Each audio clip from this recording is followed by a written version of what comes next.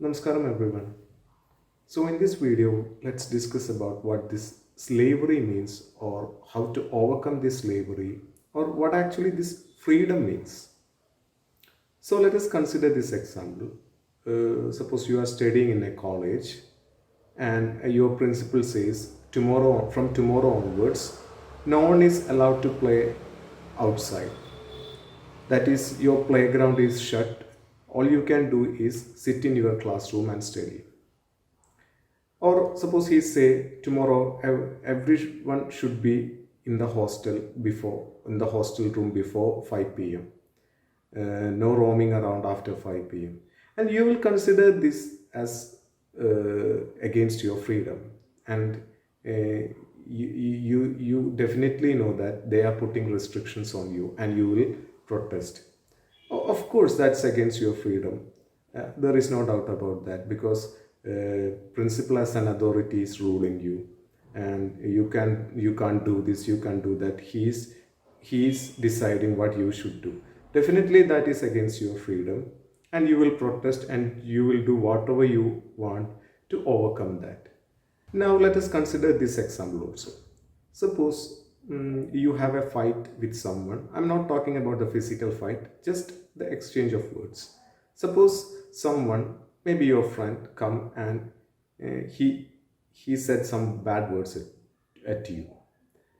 So what you do is you also throw bad words at him, which means anyone can change your emotion. You are not before that friend came, you are not angry at all. But once he throw bad words at you, you also you became angry. That means you also throw bad words at him, which means anyone can change your emotion. Why don't you consider that also as slavery?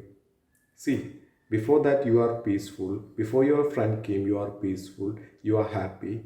After that friend came, and even he didn't even hurt you physically. Only just thrown you some bad words, and you just reacted. So that means you become slave to that person. If anyone can change your emotion, that also is considered as slavery. Let's simplify this more. Let's consider another example.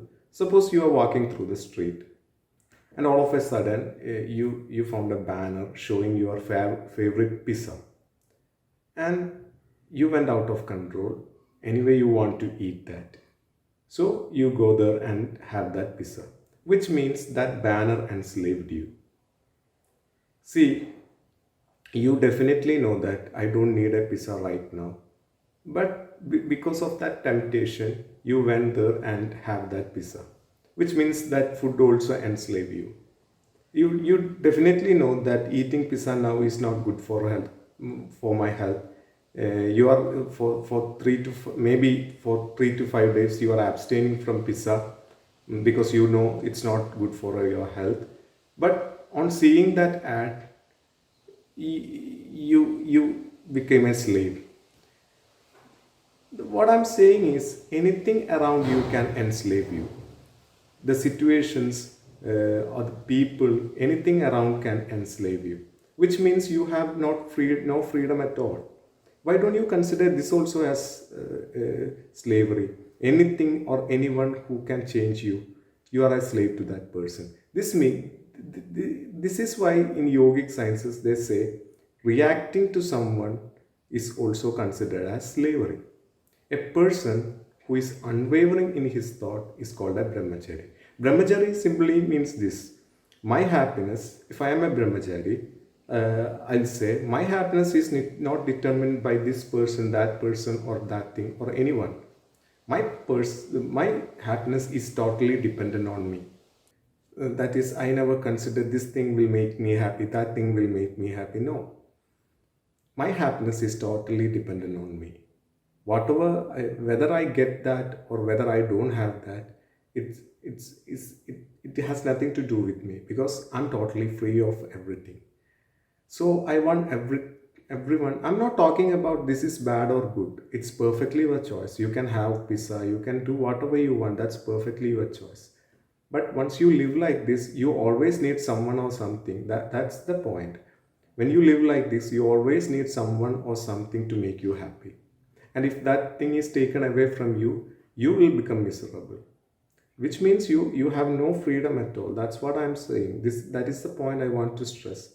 Which means you always depend on another person or another thing to be happy. That you never don't consider that as freedom.